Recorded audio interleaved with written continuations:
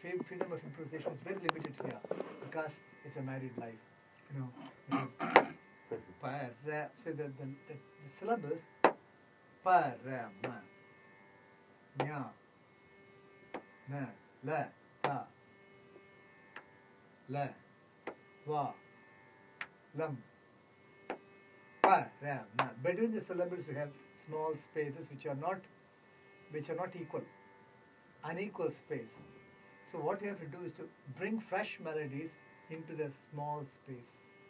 So the whole thing is a challenging one. For example, Parama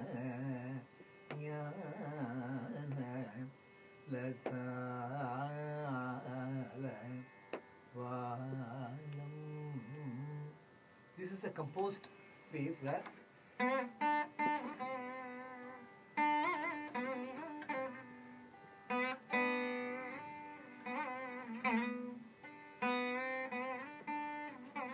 so the whole melody is between occasional second.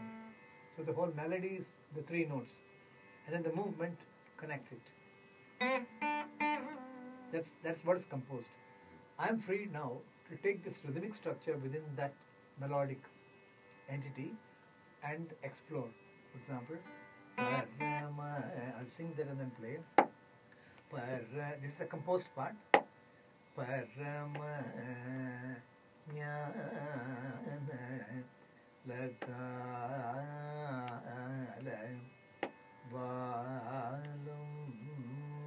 Now I'm going to improvise.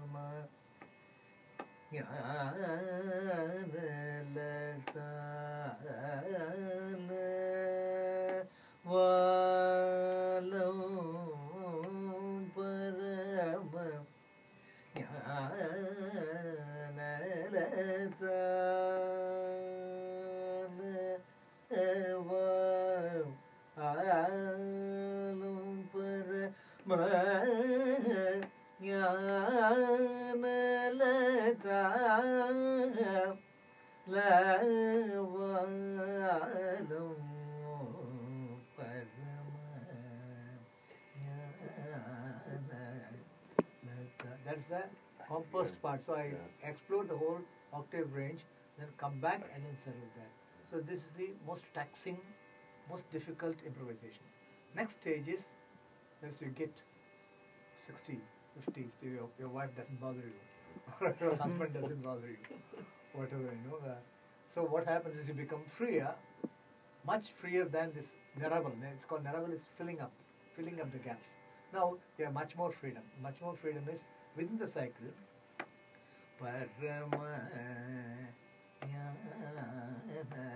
That's all I'm concerned. Then 1, 2, 3, 4, 5, half.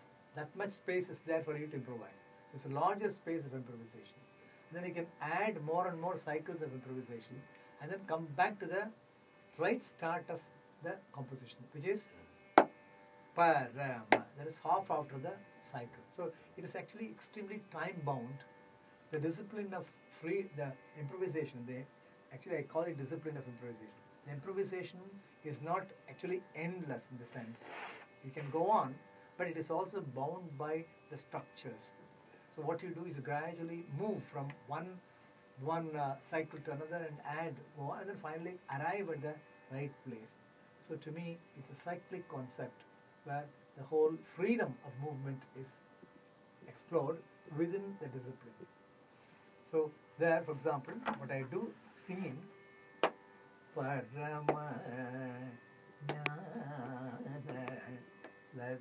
you use the syllables Sarigama Pada, Padanisa, which is equivalent to Do, Re, Mi, Fa, Sol. That's the text. Gama Pa, Ri, Gama, Sa, Ri, Ga, Ni, Sa, Ri, Sa, Ri, Ga, Parama. Da, Pa, Da, Ma, Pa, Da, Pa, Ma, Ga, Ma, Pa, Da, Ni, Sa, Pa, Magasariga Parama. So I fill.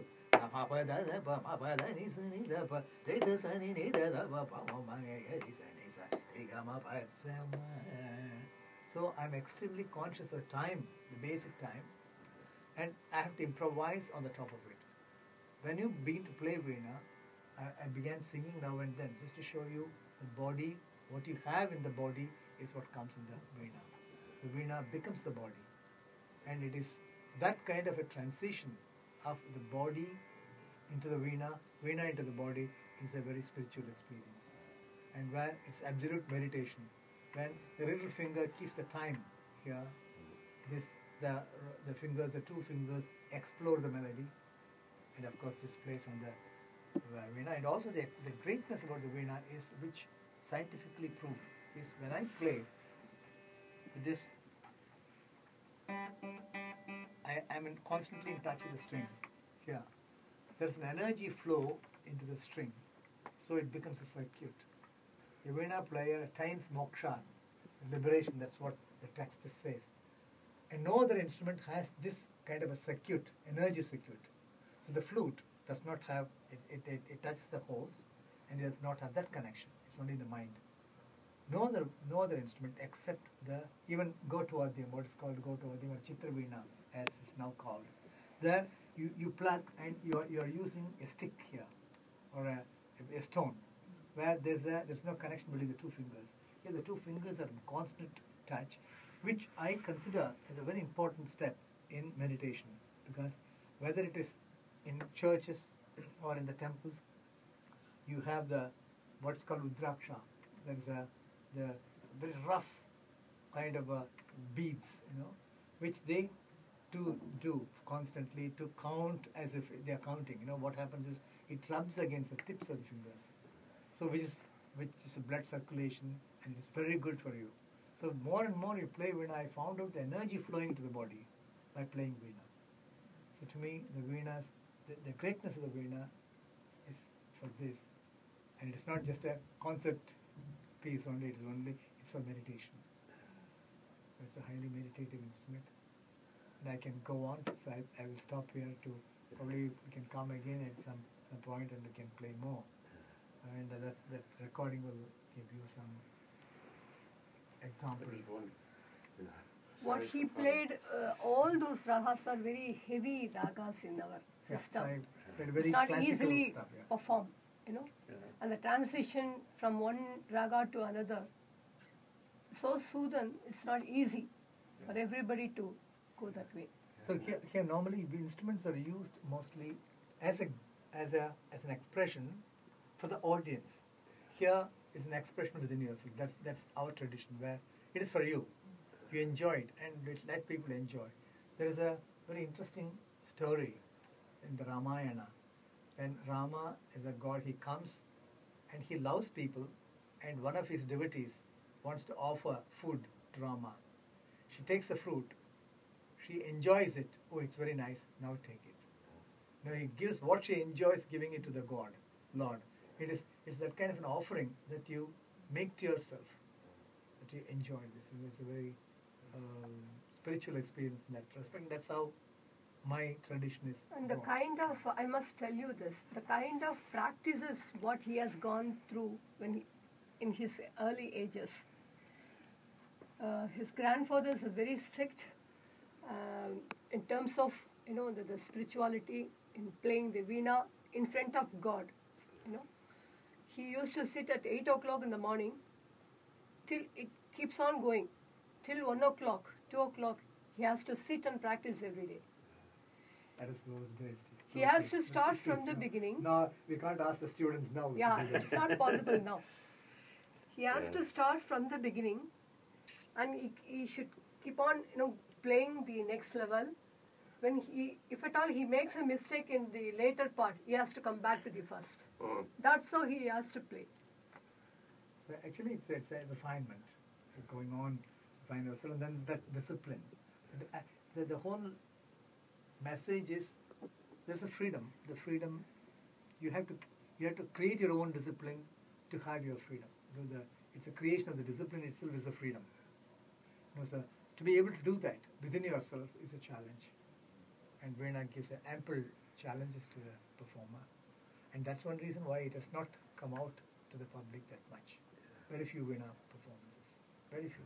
The whole concert you'll see, every sabha, every place has abundance of concerts, voice concerts, other concerts, but vina concerts very seldom. And if there's a vina concert, there will be 3 or 4 people sitting in the audience. Very few. Thank you for coming, and Thank you. Wonderful. it's wonderful. Wonderful. I wish this was recorded. Pardon me? I wish it Yeah. was recorded. She has I have